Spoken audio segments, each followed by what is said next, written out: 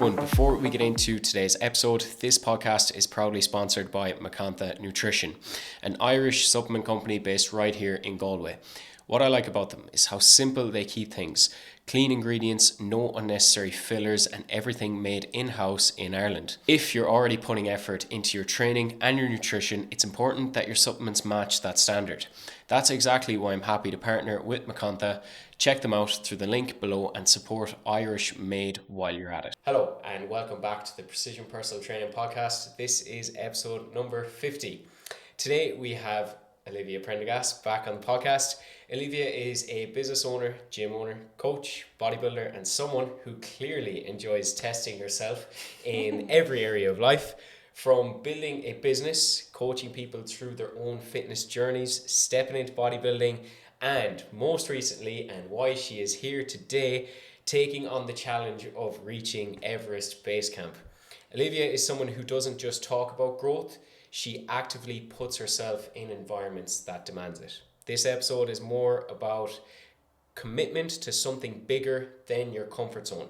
We're going to talk about the mental and physical preparation, the reality of the journey, the hardest moments, and what she learned the most and she can take back into life in general. Olivia, first of all, welcome back to the podcast. When you look at the photo on your Instagram of the Everest Base Camp Summit and the caption is, "I did it," what's the feeling towards that now, looking back on that? Firstly, thank you for having me back on. You're very welcome. Namaste. I've learned.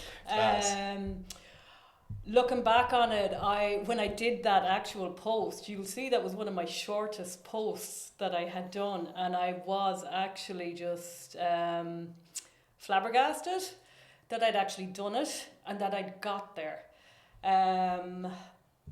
Pride is the big thing. And even if you look at, I speak an awful lot through my music. If you listen to the backing track on that as well, that supported that, which I cannot think of again, and we'll go back to the brain fog again. Yeah. But yeah, the song, they just really, really hit as well for that. Basically, that you don't leave anything, you do it, you live your life. I can't remember the song, but it just fitted in with that. So yeah, pride, big pride. Epic. It is such an epic shot, and I knew well. I read the caption, I was like, this isn't going to be long, this is very fitting for the type of woman you are. You did it. So let's bring it back. Like last time you were here, you were going competing, correct? Yes, the last time I was here, I was just a week out after competing. Okay, it's post-show. It was post-show. I was 1 week post-show, and I was 1 week post-Bali. Class. That's where I was that time. So yeah, that was November, I think. Yeah, it was like pre-Christmas, yeah. Yeah, exactly. So I'm going to ask you a question now, Kyle, okay? Go on. Have you ever had dreams or stuff that you wanted to do that you've put on the long finger and probably forgotten about? Absolutely. Yeah, exactly. So that's exactly what happened to me. I had wanted to do Everest Base Camp, but life takes over. I had my kids, started the business, did all of that. And it was just pure coincidence. I'm a big believer we meet people along our life for reasons. Some to learn from, some just trigger something else. So I was actually in a conversation with someone in January of this year, and they mentioned that they'd done base camp. And it was like this light bulb went off, and I was like, oh my God, I'd forgotten about it. I wanted to do it. I was like, how the heck do you forget you want to do something as big as that? So from there, I was like, will I? Won't I? Am I crazy? And I kept it to myself for a while. And then I discussed it with a few people, and they were like, just do it. You know you're going to do it. Just do it. So the only limiting factor then was the war in the Middle East, because flights were typically going through Dubai, and I was like, okay, of course. I don't want to go booking and then losing all that money on the flights and everything. So I held off on actually booking it. So I only booked it in March. So if you were talking to me in March, they were like, so what are you doing? Yeah, I'm climbing base camp. I'm going to base camp. And they were like, oh, when are you doing it? Are you doing it next year? No, I'm going next month. But obviously, the joy or the great thing about what we do, you do strength training and everything like that, your body's able for it. Okay, we have a certain base level of fitness there. I knew my cardio wasn't too bad either from not being that far out from post-show. So it's just a matter of reintroducing that. But obviously it was a different type of cardio. So I know I'll get into the prep. So yeah, it was basically like 2 hours on the Stairmaster with 10 kg on my back and I had an oxygen reduction mask as well. You wonder how I'm single if you saw me on the Stairmaster. You clearly know then why. Not a pretty sight. It was not. It was like Hannibal Lecter's sister gone wrong. But yeah, it all stood to me then. I knew I could do it. I mean, I was doing 2 hours on the Stairmaster. Who in their right mind wants to do 2 hours on a Stairmaster? That's disgusting. Yeah, but the thing is, when you've bigger goals, you will do these things. So, now that was my longest day. There was shorter days then at higher intensity and stuff like that. As I said, still kept up my strength training, did all of that as well, and then just set off. Epic. Yeah. Before we even get into, like, let's say your actual prep for that, like, there's the physical side of it. I'm more interested in the mental side of it first. So you said it was like a light bulb moment when you met someone and they said they'd just done it. How long ago did you think about doing Everest Base Camp? Like it was years ago. Yeah. It was years ago before I even got married. Okay, so I got married when I was 25. Yeah. Okay, so you're talking like my early 20s. Yeah. So as I said, like I got married when I was 25. I had my first child when I was 26. So my eldest, that first child, Stephanie, she is 24 now, and my baby is 21. So I'm still 50, which is great. You know, the kids are reared, we'll say. So it gives me that freedom to be able to go do crazy stuff. Yeah, because but even on the last podcast, you brought up to me, I didn't even know before we spoke about it, that your mobility was a massive question as you were growing up. So just for anyone listening to this who maybe haven't listened to the first one, just to reinforce how epic it is what you've done. You were at the age of what? So I was diagnosed with juvenile rheumatoid arthritis at the age of 2. Yeah. And it's so funny because I know I mentioned in the last podcast about my neighbour. Okay, she said she'll always see me hopping over the wall carrying a football, saying, "Are you coming out for a game of football, lads?" I met her this week because I called into her since I got back, and she goes, "I can still see you hopping that." She said the exact same back to me, hopping that wall, and her husband was saying to her, "Get the chores done before you go playing football with that one." You know, and that was it every Saturday back in the 70s, 80s. You know, that's just what we did. But yeah, it's that thing. If you kind of, I would never have described this of me or described myself this way. Like, I didn't realize it until lately. Like, if you tell me I can't do something, it's like, oh, yeah, right, I'll show you. Yeah. You know, and the thing is, like, even when I'd be training, I was training obviously yesterday and this morning again, but like I was training yesterday and I hate legs. I hate training legs. I love upper body. So I was training legs. This is, no, you'll have to censor this part, but this is what I was saying to myself in my head. Here we go. Just go, bitch. Just fucking do it. You know, and I had to. That was it. It was like, you're not quitting. You know, and I have to tell myself that because I will talk myself out, but you have to have that mental strength to push through. And I did it, you know, and it's the same with something like base camp. You know, I'm not a big person that researches an awful lot of stuff either. Like, so I remember on my way back down, there was a couple. Now they had no guide, so they were following maps or whatever. But like she was sitting there and she was like, "Okay, so the next distance is, you know, it's really uphill. It's going to be a real struggle." So automatically, if you tell yourself that, what happens? You're struggling. Yeah, exactly. So when you don't know this thing, you just put your head down and get on with it. You know, to a certain degree, I don't research. Obviously, like, I need to know what to bring with me and where, but like, I put my trust in my guide. My guide guided me, and I just went on and got it one foot in front of the other and just keep moving. I know you're super headstrong. It's savage. Stubbornness. Stubborn, absolutely. But when you actually say it to yourself, or when you start telling people, I'm going doing base camp, was any, like, even from Olivia off camera showing me a picture of it, or just the vast size of where she was, like, it's crazy. Like, I instantly said I'd shit myself. Yeah. Was there any fear at all creeping in, or were you just like, I'm buzzing? There was a little bit, because I had a few limiting factors that I knew I'd never experienced before, which is altitude. Okay, I've never actually been. I have been that high, or not that high, but near enough that height. But we drove up. Okay, that was Pikes Peak in the Rockies. Couple of years ago, but as I said, we just drove up. We literally got out, we walked around. You could feel your lungs straight away, and that was just from walking around with zero effort. Okay, so that was the only exposure I had to high altitude. So I didn't know how my body was going to react. That and the cold. If you know me, I hate the cold. I love the sun. I hate the cold. So I went out back Jackson, Galway. And I was like, guys, and they were nearly laughing as well. They were like, when you going? I'm like, next week. And they were like, what?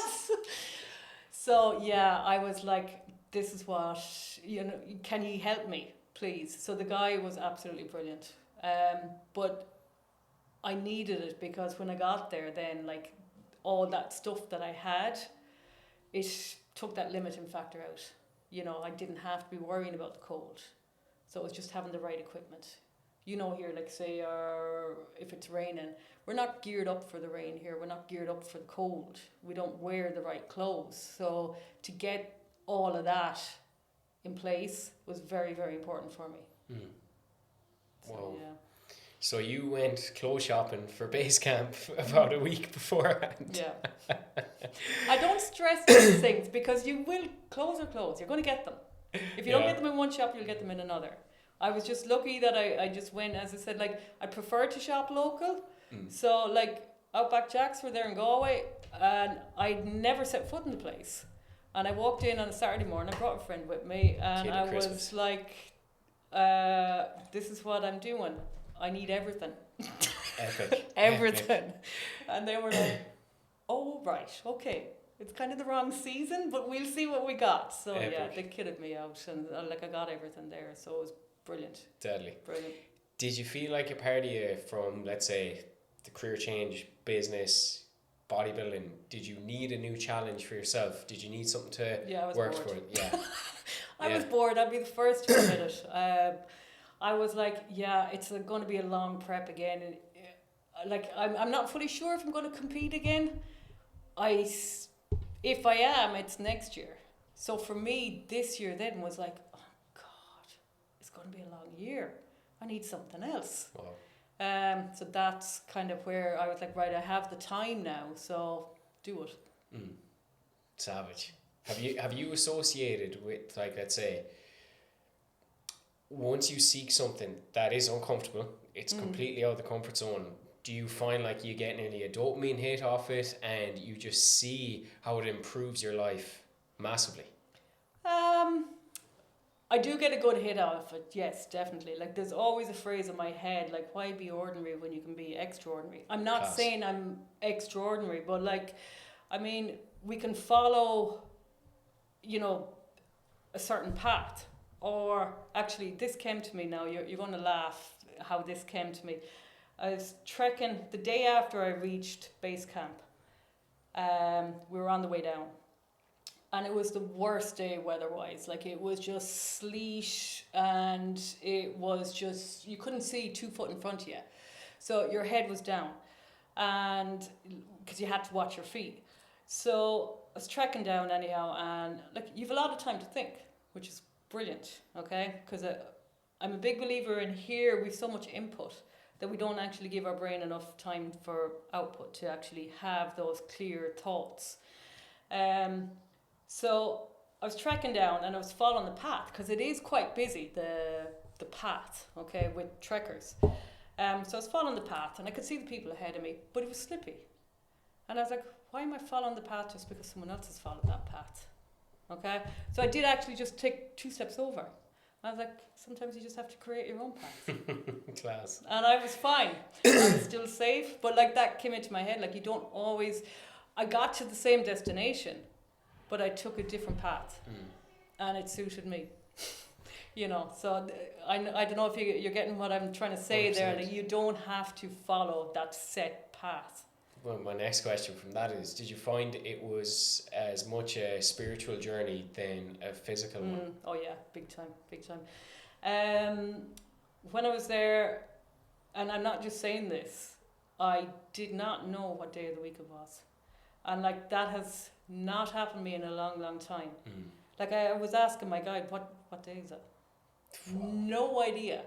Like the only time that even time came into a factor was to set the alarm in the morning, because that was the only time that it was relevant. Because okay, what time are we getting up for breakfast?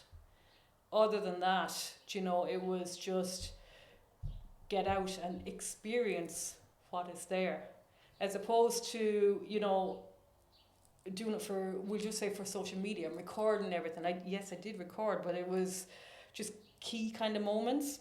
But from keeping up with it, it was only like the odd day, or there could have been a day where there was nothing. Yeah, it's exactly. Like, is she alive? Yeah, I got those messages too. Mom, are you okay? Yeah. You've not posted. I'm like, yes, I'm fine. Yeah. But yeah, like it was so great to be immersed in that and not having to worry about what day it was, what time it was. And then one of the days, as well, as I said, I don't know what day it was, but one of the days we actually went to a monastery. So the Himalayas is predominantly Buddhist region. So it was actually, no, I could be totally wrong here, but I'm nearly sure this is what my guide said to me, that it was their Buddha's birthday that day that we got there. So when we went into the monastery, now you're not allowed to film or take photos for obvious reasons, out of respect. Went in and all the monks were actually in the middle of doing their chanting and everything. So they were sitting down. Okay, so we were allowed in and we were allowed to sit on the exterior part of the monastery. But God, when I say you could feel the energy, you could feel that energy. You know, like, and they were just doing their chanting. They were so engrossed in that. Now, bear in mind, they're sitting there like it's -10. There's no heating. It's not like here. They have their big robes on. We're okay because we're after trekking, so you kind of have that natural, you know, body temperature is up. Yeah, but for them, they're just sitting. And like you had from all ages, you had older monks down to like 7, 8-year-olds, just sitting there chanting, and like they were in the zone. But like that was so special to be able to just experience that. I'd never experienced that before. Obviously I've never been in a Buddhist monastery before, but it was something special. So like the whole mountain is that way as well. Like they honor you know, the earth, the sky, the water, you know, everything that's there for free. They have total respect for that. That's what all those, you see all those flags that are, you'd see the different coloured flags. Yeah. That's what they all represent. I can't remember them fully, but like there's earth, sky, you know, water, air, stuff like that. Class. Yeah. Class. Did you learn anything about yourself before you even like reached the, let's say, base camp? Because I'd imagine, how many days were you trekking up there? So it took 9 days to get up. So you're 9 days not knowing what day of the week it is. And I can relate to you to a point where you always know what day of the week it is because you're so regimented with your routine. And this is where probably what we do could be a gift and a curse, where we're constantly going time stamping. I have to be here for this client. I have to be train here. I have to eat a meal here. I have to. Did you learn a lot about yourself where you found that you might have struggled without routine, or you were able to actually switch off and it was something where you were proud of yourself? I switched off. Savage. I switched off.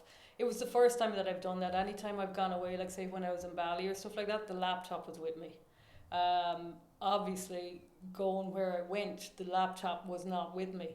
And it all depended then whether I had access to Wi-Fi or not as well. So, yeah, being able to fully switch off. And for me, it's so funny actually. I even said I was coaching last night and I was doing the demonstration, and one of the comments I came out with, I said, you all know me, I said, I like control.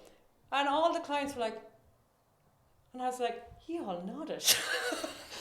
But like for me, yeah, to be able to not have that control, to trust, say, even the staff in the business that I just set up, that was my, we'll say, third baby, that was a big thing for me as well, you know. So it just showed me that I can do it and that I need to do it more often, because when I came back then, like, I was like, yeah, good, refreshed, you know, and I was able to appreciate kind of what I had done that little bit more, if that makes sense. Epic.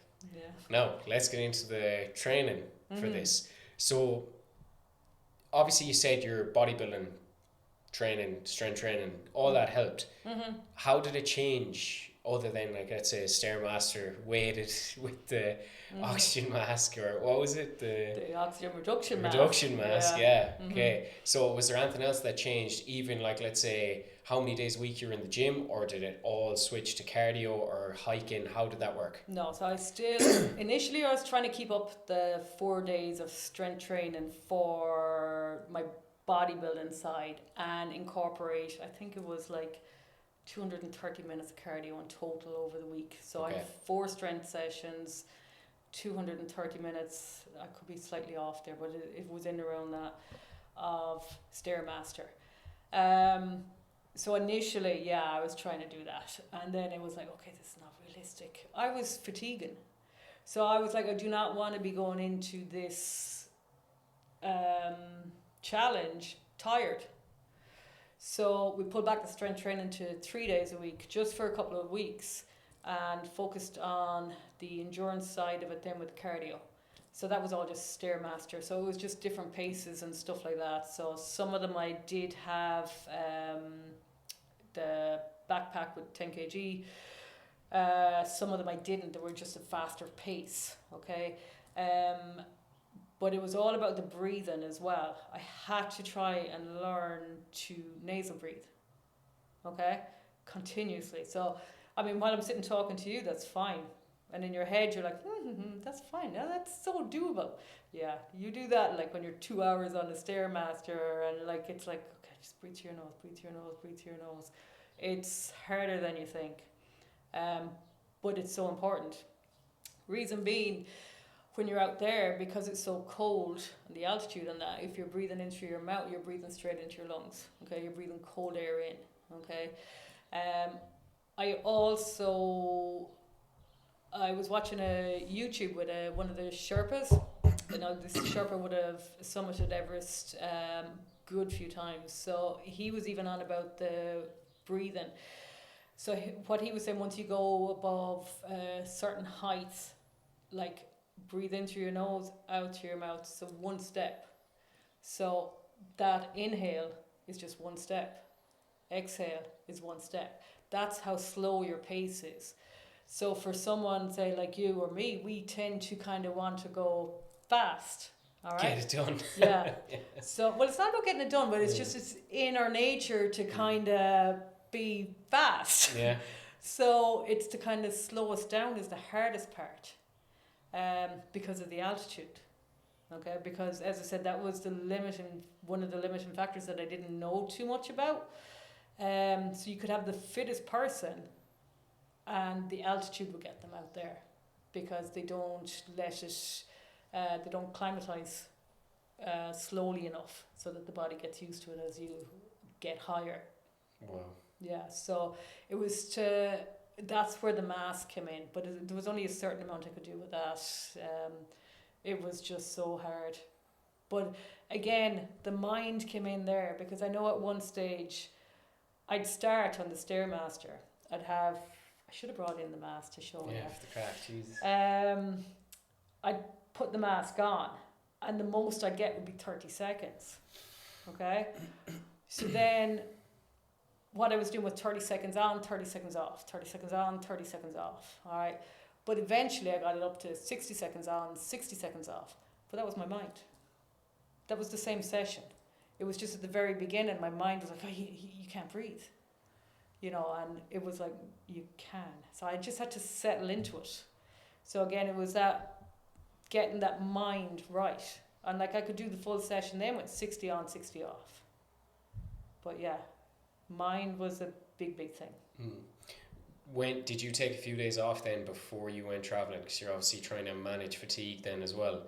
From training, I didn't strength train, and I gradually reduced back the cardio. What was it, like, what did I say, 230 minutes. So I might have just kept a low base there that week of. It might have been just, what was it? I can't even remember now. Was it like 20 minutes a day or something, just to keep that there? Because I still needed to be able to keep that level of fitness there, you know, to keep going. So yeah, I just kept it going that whole week beforehand. And then we flew out. Can't even remember what day of the week I flew out. I think it was Saturday morning. Not sure. So talk me through the first day then. First day, so my flights first were funny. So I flew Dublin, Istanbul, Kathmandu. So the flight to Istanbul was fine. Then we went to fly to Kathmandu. Couldn't land in Kathmandu with weather. So we were diverted to Delhi. So all I had was my backpack, and I had no change of clothes in that. All right, so you're getting off in Delhi, which is nearly 40 degrees. And I'm there in tracksuit bottoms and a hoodie, okay? And we're staying there overnight. And I was like, oh dear Lord God, you know? So I got into the hotel and I was like, oh, thank God there's a toothbrush. And I've since learned, just put the toothbrush and toothpaste in that carry-on. Yeah. So yeah, eventually, anyway, the next morning, it was like something out of a comedy show, the flight the next morning as well, because the airline was just a disaster because they never communicated kind of when the flight was or what the story was. So we got up at something like 4:30 in the morning. Are you with a group of people in this? So this was the flight. Okay. The whole flight was diverted, like. Okay. So we were all bused to a hotel in Delhi. And like an awful lot of non-English speaking people as well. So it was just me on my own. I was like, yeah, I got this. So like it didn't bother me. Actually, the biggest question I got asked about that was, what did you eat? Because I love Indian food. That'd be my favorite food. And I was like, I was so tired. I was so kind of, I won't say anxious is the wrong word, but like I didn't know what was happening. Couldn't tell you what I ate. It was food. It was rice and chicken, you know, or whatever. But it was fine. The next morning we got up. They gave us a wake up call around 4:30. Down we go for the bus. Get on the bus. I was like, yes, happy days. We're getting there. Bus takes off, pulls in on the motorway, and I'm like, okay, maybe they're waiting on the second bus. Because you have to remember, we weren't planned on stopping in Delhi, so there was, they had to bring us, so we'd no visas. So they had to make sure that we got in and out of the country again, okay? So I was like, maybe they're just waiting on the other bus to come so that we're all going back into the airport in one go. Yeah. Next thing the bus takes off again, and next thing we're back at the hotel, and the driver goes, oh, your flight's been cancelled again. And we're like, what? So get out. That was it. Like, as I said, no communication from the flights from Turkish Airways, and got into the hotel. I was sitting in the lobby. They told us to check back in because it was still early in the morning. So got the key of the room back again, and then they said, okay, or no, they didn't say it. So everybody was staying in the lobby, and I was like, I'm just gonna stay here.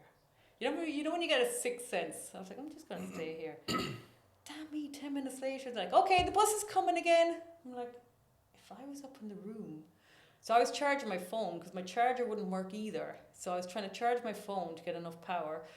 So the first bus took the crowd away. And I was on the second bus, and we're just sitting outside the hotel, and we're waiting. And I was like, what the heck? This episode is brought to you by Macantha Nutrition. If you train hard, recovery matters. If you want results, consistency matters. And if you're spending money on supplements, quality matters. Macantha are an Irish brand based in Galway, producing clean, high quality supplements with no additives for people who actually care about performance and health. No hype, no gimmicks, just products that fit into a serious routine. If you are looking to tighten up your nutrition stack, hit the link in the description and check out Macantha Nutrition. Next thing, this guy sits in beside me. Now, just remember this guy, okay, because I'll bring him up later on again. So he sits in beside me. So he was from, I think he was from Wales, and he was doing the base camp trek as well. And he was saying that he had been back up in his room. He got no call, but he saw people running with their backpacks. So that's how he knew to come down to get the bus. So I'm going to shorten this because it's not the real story, but we got out of there. Okay, a guy had to get off the bus and go in and complain to the hotel and say, will you just let us go, because we're gonna all miss the flight, and it could be just one or two that we're waiting on. So eventually we got out of there, landed in Kathmandu. I was met by the trekking company, which was Ace the Himalayas. So they were there straight away to pick me up. Brought me to the hotel, got me checked in, lovely people. And then they brought me later on that evening to the pre-trek meeting. Okay, so that's where you sign your life away and tell them that they're not responsible for you. Well, you know what I'm saying, your waivers. So that was that. So then the next morning, we were flying out. You still have to fly from Kathmandu to Lukla, which is on the side of the Himalayas. Okay, so the flight was 6:30 a.m. Okay, so we got off on that. So it's one of those small little planes. I think there's only like 15 people. Okay, now the airport that you're flying into in Lukla is one of the most dangerous airports in the world, because it's literally on the side of the mountain and it's short. Okay, so we took off, landed, happy days. Met the porter then, so you have your porter as well. So I had a guide and the porter. Okay, met the porter, Basil, and I know I'm saying that wrong, pronouncing it wrong, but to me he's always Basil. My guide Raz kept correcting me, and I thought I was still saying the same thing, but anyhow. So yeah, from there we did like a 4-hour trek. We got to our first stop, so you basically get off straight away, like, and you start trekking. So that was day 1, and then day 2, got up that morning.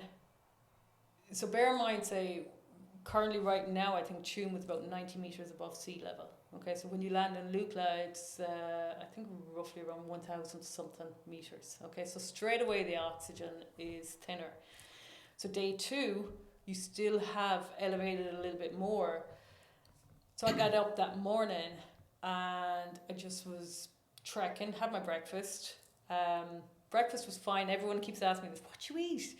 So I had porridge with apple and cinnamon and an omelette, vegetable omelette, that was it. So same as here really. Ginger lemon honey tea, very popular over there. Great as well, you know, anti-inflammatories, great. Yeah. So that was typically it every single morning while I was there. So started trekking, and as I said, day 2 was very tough, but on that morning I went to wipe my nose and there was blood in my nose, and I was like, no, it wasn't a nosebleed, but that was the altitude. It was kicking in straight away. So I did ease off. Now I did say to my guide, I have had anaphylactic shock as well. Bit of a drama queen, me. You know, it's either all or nothing. So don't do things by half. So yeah, I went into anaphylactic shock previously before, like, so I think my heart was stopped for 50 something seconds, so that to do CPR made to bring me back. So, but I knew it was in relation to medication. It was penicillin and anti-inflammatories. So I always know once I don't have those, I'm fine. So I mentioned it to my guy, but you have to remember, like, different language barriers and stuff like that. So he only told me on the way back down that once I told him that, he was very nervous for me. Okay, I wasn't, but he was. Just because of the altitude. There is tablets you see you can take for altitude sickness. So he was afraid just in case. So I said to him, I was like, my EpiPens are there. They're in the front thingy. That's all you have to use if anything ever does happen. Now, as it turned out, I didn't have to take the altitude tablets. Yeah, exactly. So I was fine. But yeah, day 2, the altitude was kicking in already. So yeah, day 2 was the hardest day. I know I keep saying that. It was the hardest day. I think there was just so much of an elevation. And then we went on then and just gradually kept going up. There's like little villages all the way up. So the hub village, anyone that has been, pardon my pronunciation now, I think it was like Nancham Bazaar, something like that it's called, but like that's the main hub. Okay, so people come down the mountain to do their shopping there. It's like the main market town, and people come up obviously to there as well. So there's an Irish pub there as well. It's the highest Irish pub, I think, as well. There's always an Irish pub. Everywhere you go. Everywhere. Someone was saying, "Did you go into it?" I was like, "When did you see me one here? Why would I go there?" Yeah. You know. So no, I was not in the Irish pub. But yeah, that was the first couple of days. Then it was just, it's amazing watching the people as well. We think we have it tough here.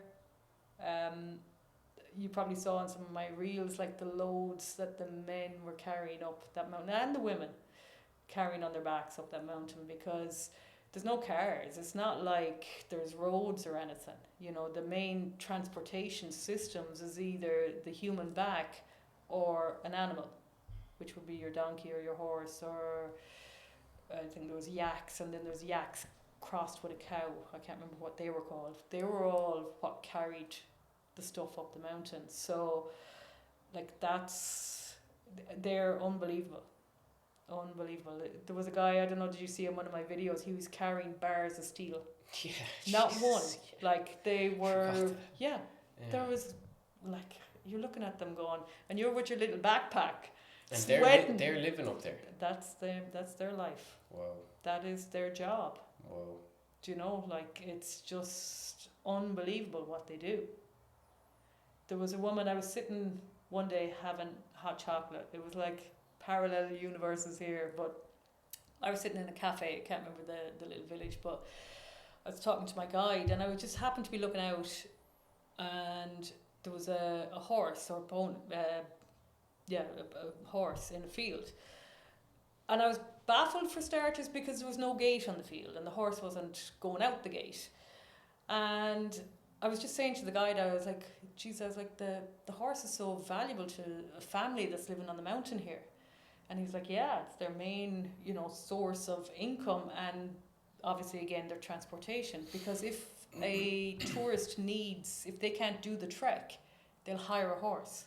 So that horse is $100 a day, okay? So obviously, the Himalayan people will, that's how they generate some of their income. So that horse was there, and his saddle or bridle or whatever it was called was left in the field as well. But there was a woman, this is all the same field, there was a big plastic blue tub filled with water, and her clothes, washing her clothes, hanging them out on the line. And I was just looking at her, and I was like, who's happier? Do you know, like, she doesn't have the worries about mortgages. She doesn't have the worries about, the designer handbag or the high heel shoes or any of this. Her main concern is looking after her family for that, that day, making sure everything is, the food is prepped, whatever, the clothes are washed, getting them dried. That's her main concern. Who's happier? It's a massive eye-opener. Yeah. So So you're asking, what did I learn? yeah. It's different little things like that. Different things, and like was just me kind of sitting, observing, and I was like, wow. Are you Yeah. going between kind of like panic and presence, where it's like, oh, climatizing, breathing, trekking, and then moments of Clarity. clarity? Exactly. Yeah, exactly. It's humbling. If you sit back and just watch it, it is very humbling to see, like, you know, all the advancements that we've done. Sorry, this is going very deep off a quick now. All the advancements that we've made kind of in society. Like, is it for good? Again, who's happier? Yeah. Do you know, and it's just a kind of perspective, I guess, is where I'm coming from. Like, what is your perspective and what do you deem to be happy? Well, I suppose you're forced into that because, like, for what, 9 days, you're. I was, yes, 11 days in total, but 9 days up. For, like, let's say 11 days, you're stripped back to nothing. Do you know, like, you're having conversations with what's in here, and you're using your eyes to keep yourself entertained, and you're seeing these people for who they are, Yeah. and they're happy. I'd imagine the atmosphere up there, everyone was so friendly and sound, because there has to be that level of respect for what you're doing. Yeah, exactly, and like they appreciate you so much for being there because, as I said, like we're their main source of income. Okay, so like they genuinely appreciate you being there. So yeah, and we appreciate them because without them, like for me, like say the accommodation, people would ask, did you sleep in tents? And it was like, no, there was tea houses. Now as you got higher, the tea houses got that little bit more primitive as you went up, obviously. But like if they weren't there, like would there be as many trekkers? Probably not. You know, so. Talk me through the moment you actually got to base camp. Base camp. So yeah, that day, the whole thing, to be honest with you, is such a wow experience. Like, not even just the day, because things changed like that. Because a cloud could move and it should expose something, and you're like, whoa. You know, and it wasn't there 2 seconds beforehand. So like I did have, I think I said it at one stage, like it was like every corner I went around, all you heard me saying was, oh wow. And it was just that experience, that was the whole trip. It was just wow. To get to base camp then, it was a relief. I was there and I was like, oh God, okay, I've done it. Like I have done it. And then my guide brought me past base camp. Okay, so there's trekkers base camp and then there's climbers base camp. So you're not allowed in climbers base camp. Okay, so they're obviously the people that are going for the summit. So he brought me past to show me climbers base camp. And so this was the joy of me just having one guide as opposed to being in a group. Okay, we could do kind of little bits like that. So even just looking at them, being able to see them practice and their tents and everything. Now it was still like that video. It looked like they were near, but it was still a good bit away. Like I met Poracahora actually on the way up as well, and he was saying like where they were, I was going to say stationed, where they were, their tent was in Climbers Base Camp was like 40 minutes from Base Camp Rock. So that'll tell you how vast it is, like. So it was still a 40 minutes trek on. So yeah, it was just, as you say, epic, unbelievable experience. But that day, the biggest thing that I appreciated more that day was we got back. Okay, so we came back from base camp and we had lunch. And my guide, again, this is where the fact it was just me and him and not a full group. My guide was looking at the weather app and he was like, Olivia, he said, the weather's not great tomorrow. So on the itinerary, it's normally the next morning, you get up early and you summit another peak and you get to see Everest, because you can't actually see Everest from Everest Base Camp. Okay, so this other summit is where is the viewing point, say, for Everest Mountain itself. He said, if you want, he said, we can do it this evening or this afternoon. And I was like, you're the expert. Like, I have no idea of the weather up here or whatever. I said, I'll go on your lead. And as I said, like, he had 9 days of knowing my fitness levels and everything as well at that stage. So he knew kind of probably what I was capable of. He knows you're Superwoman, basically. My cape That's was what I call her now. No, my cape was tucked in, so he couldn't tell. But no, seriously, he knew like what I was able to do or what not, and I was like, okay. I said, right, let's do it. So you walk across this flat part.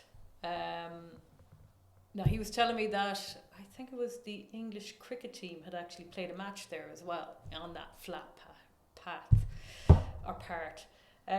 Just this big open ground, and then it's like, I can't remember the name of the peak, but it's like the top of Croagh. So bear in mind, I can still remember this thought coming into my head, and I was like, what the hell am I doing? Because I was tired. Like, I had trekked 9 days, I'd gotten to base camp, so emotionally I had it done. Does that make sense? Out. Yeah. And next thing I see this huge peak, and I'm like, oh God. And I was like, this is just to get up to look at Everest. To look at it, yeah, okay. So I was like, oh God, okay. Now this is in my head, all in my head. So I was like, just go on. So we kept going, and we got about halfway up. So that's still even higher than base camp. Okay, so I think it was like 100 or maybe 150 meters higher than base camp. Okay, so we got halfway up, and I said to him, I said, we'll just have a break here. I said, we'll just give 5-10 minutes. So we were just sitting, looking where Everest should be, but it was covered in, I was going to say flowers, covered in clouds. Okay? Hallucinating up there. Covered in clouds. And I was like, well, just give it a couple of minutes here. And what happened? Clouds cleared. Yeah, and we were just literally sitting watching all of this happen right in front of us. And I was like, quick, get that camera. Because it does move so quick. Like, it could be gone again in 2 seconds flat. So you have to take that moment. Take it. Because it's yours. If you don't, it's gone. So yeah, we got the video, we got the shots, but the biggest thing I can still remember, just sitting there seeing it.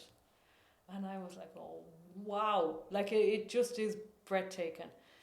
So then we trekked back down again. I was like, I'm not going to the top because I've already seen there. I don't need to go all the way up there because I was tired. Yeah. So came back down. But the funny thing was, the next morning, as I said, the walls are paper thin and the house is up that high. Like, that was the very last village, say, on the mountain or on the trek. So it's very, very primitive. So, like, they're real paper thin. So I could hear 2 guys in the room beside me. And I'd seen them on the trek. They were 2 American guys in their mid-30s. And I could hear them talking. Sorry, it wasn't the next morning. It was that evening. I could hear them talking. And one was saying that, he goes, yeah, you know, I pushed myself so hard to get to base camp that I had to get a horse back. He goes, and I don't think I can finish. I'm going to go back down to Kathmandu. So I don't know whether he was getting a helicopter down to Kathmandu from base camp or whether he was getting a horse down to Kathmandu, but he finished the trek. So the other fella, he was like, yeah, my legs are shook. So I was sitting there, as I said, like, these guys are in their mid-30s. I'm 50. And I did actually more than them. I went up another peak. And I was like, okay, maybe I am underestimating what I've actually just done. You know, because sometimes, and I know I did put this in a post because it was another realization for me, sometimes we can focus so much on what we can't do and never focus on what we've actually done or achieved. So I was like, okay, I have done this. Like, give yourself a little bit of credit here. And like, as I said, like, when you see 2 30-year-old lads or hear them having that conversation, I was like, whoa. And like, there was another woman as well that I met.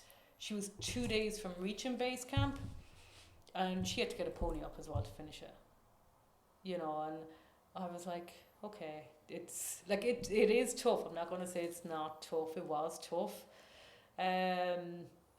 But yeah, we need to focus on what we can do, you know, what we have done, as opposed to what we can't. So yeah, that was base camp day. That's epic. Just out of curiosity, how many more days of climbing is it to actually reach the summit from there? From there, you see, with them, it's not you just don't go straight up, because you have to acclimatise. So they call, like, now Porcor is the man you need to talk to on this. They do rotations. Okay, so they'd go from base camp to camp 1 and then back down to base camp again. And then they may go from base camp to camp 2 and come back down to camp 1 and stay there. Okay, so that their body adjusts as they go. And eventually then they get up to the top. Like, I think, I could be wrong, I'm not too sure. Say without the rotations, could be about maybe 4 days.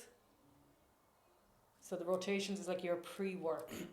But like, even for them, like, I was reading some of the stories. There was a girl, Sarah, as well. She was 31 from Northern Ireland. She summited the day after the Irish team did. She reminded me of myself, because she was like a client. She's a dentist and she owns a gym as well. She said a client had come into her dentist office and had said that they had done base camp, and she knew she needed a holiday, so she booked it the next day. And then when she went to do base camp, she came back and she was like, I'm climbing that. Oh shit. And she climbed it. She summited. But I was only reading there actually earlier this morning.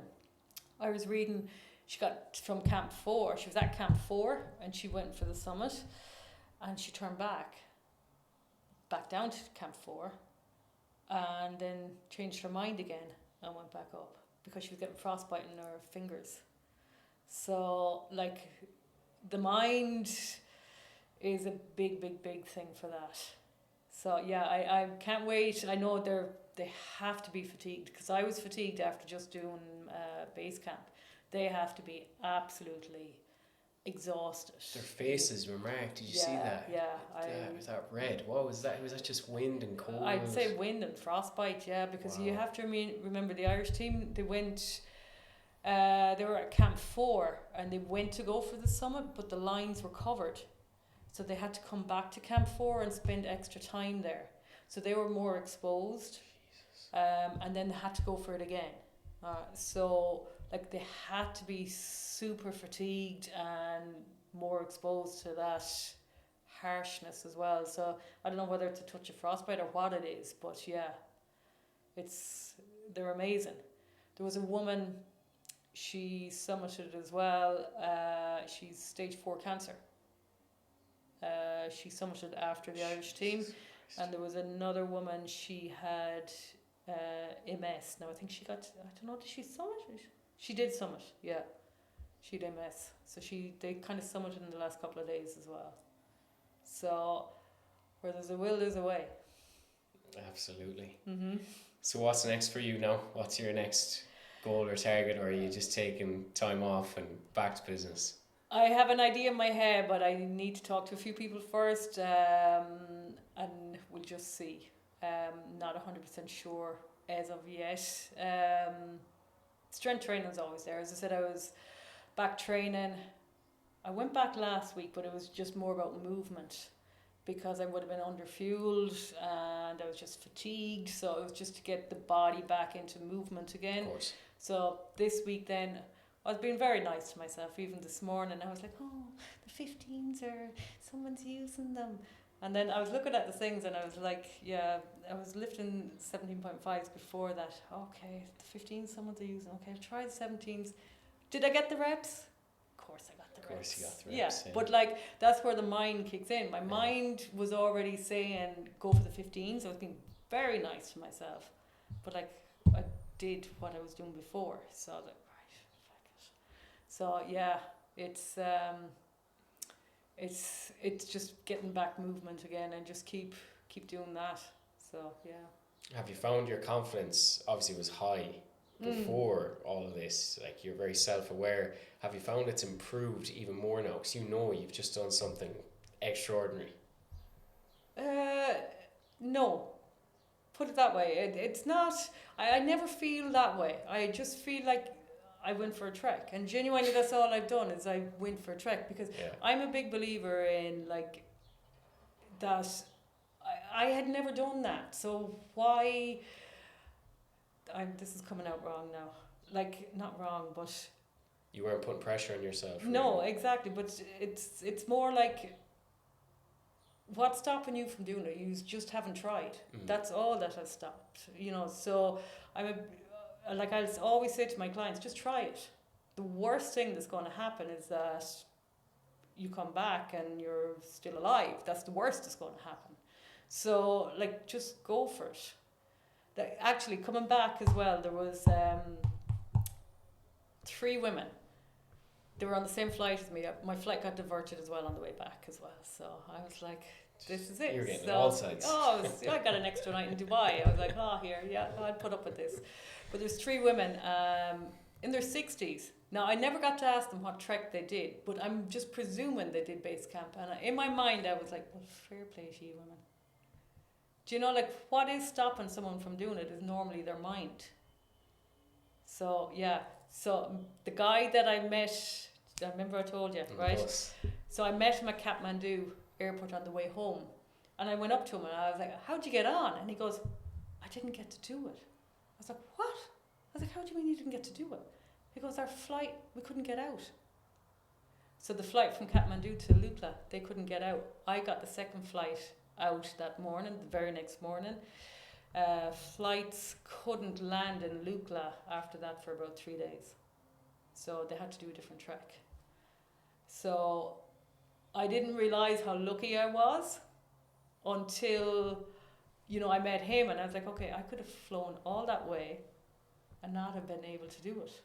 Now, would I have been disappointed to a certain degree because you go to do base camp and then you come back, but like the scenery, I didn't realise, like, there's so many treks there. It's not just base camp, and the other treks are probably more better because they wouldn't be as busy.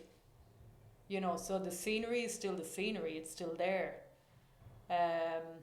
But yeah, like I couldn't get over he didn't get to do it. I'm like, whoa. Sickening. You know, it would be. And even on the flight, say, initially going from Kathmandu to Lukla, there was an American lady on that flight. And she said to me, she was asking where we're from and everything like that. And she was like, yeah, you know, it's promised rain the whole time we're trekking. And I was like, oh, God. So I got off the plane anyhow. And I knew I had my raincoat. I forgot to bring rain trousers. And I just said to my guide, I was like, I need to get rain pants. I said, like, I have my hiking trousers, but they weren't, like, if it was continuously raining, I would have been wet. So he was like, right, we'll get them in Namchamp Bazaar. I was like, fine. So we got there, as I said, on what, day 2, day 3? I think it was a whopping €30 I paid for them. And it didn't rain at all. And now this is the mentality which I loved as well. I totally agree with it. He was so like me to a certain degree. He goes, well, he just paid €30 for good weather. And I was like, yep. Exactly. Do you know? And that was it. Like, I put up with that. I was like, don't worry, I'll use them in Ireland. I will use them in Ireland. I'll use them there. Class. So, yeah, it was just, as I said, like, his mentality was kind of the same as mine as well. You know, it was kind of just, don't stress it. Don't stress the big stuff. Unreal. Yeah. Unreal. What do you want people to feel when they see the photos of you at base camp? That they can do it. Because, as I said, there's nothing stopping anybody from doing anything. It's just just take that first step and just go for it. That's the biggest thing. Just try. There's a whole big world out there.